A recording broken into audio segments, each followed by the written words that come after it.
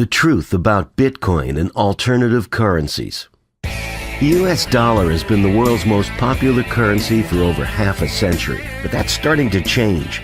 Our central bank's been meddling with the value of the dollar, and people are looking to replace it with something better. One currency has been making news lately: Bitcoin, a new digital currency. Lots of things have been used as currency throughout history: gold and silver, wheat, seashells, tobacco, salt, paper, and numerous other things. Some currencies have stuck around, lots have died off. But why? What makes some currencies better than others? It's not any government decree, it's their properties. Certain properties are essential to a healthy currency, and if we keep score, the US dollar doesn't look so great, especially in comparison to historical favorites like gold and silver, or to Bitcoin. A sound currency stays valuable over time, has a limited supply, and is easily divisible and portable.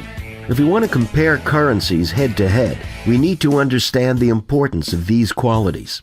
Imagine that a currency doesn't stay valuable over time. For example, let's say we use bananas as a currency. Well, bananas have a lifespan. They eventually rot. A large store of savings in bananas would eventually turn to mush, and nobody wants to trade rotten fruit with each other.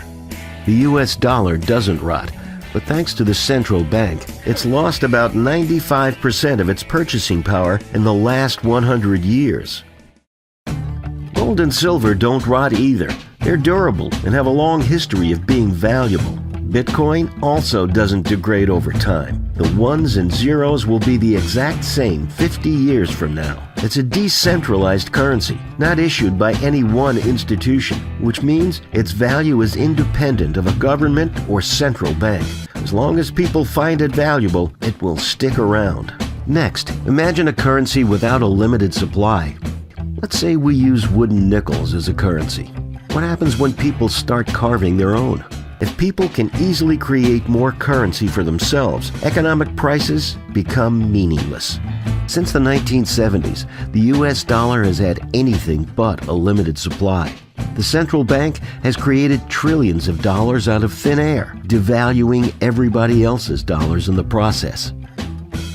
In contrast, the supply of gold and silver has been relatively constant for the last few millennia. Bitcoin also has a stable supply. In fact, at any given time, we know almost exactly how many exist and at what rate they will be produced in the future. No more than 21 million Bitcoins will ever be created. It's written straight into the code. Counterfeiting might also increase the supply of currency by defrauding people. The only difference between money printing and counterfeiting is who's behind it. The result is the same.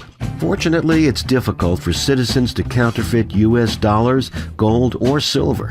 But what about something digital like Bitcoin? It uses mathematical cryptography and a public ledger called the blockchain to make it impossible to counterfeit. Picture a currency which does not divide easily. What if cows were used as a currency? How would you pay for something like a loaf of bread? A cow is worth much more than one loaf of bread, and it would be very difficult to divide a cow into small enough units to make a fair trade. The dollar divides very easily down to the penny. Gold and silver are a little bit more difficult to divide into small quantities. Bitcoins easily divide down to 100 millionth of a Bitcoin. A sound currency must also be portable. Imagine the difficulty of using cinder blocks as currency. The dollar is easily portable. Gold and silver are less portable, though on a gold standard, people usually carry around paper, which is redeemable in the metals. And Bitcoins can be sent anywhere in the world with internet access instantly, regardless of the size of the transaction, and at almost no cost. So how do these currencies match up against each other? You decide for yourself.